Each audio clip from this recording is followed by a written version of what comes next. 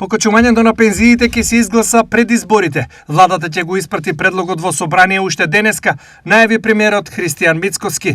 Денеска на седница на владата би требало предлог законското решение да помине и веднаш по тоа да биде испратено до парламентот. Очекувам парламентот пред распишување на локалните избори да тоа го изгласа позитивно. За висината на новото линеарно покачување на пензиите, премиерот со следното објаснување. Тоа го бараат практично пензионерите од владата. Тој процент за согласно закон кој што треба да се зголеми, да биде линеарно распределен на сите корисници на пензии.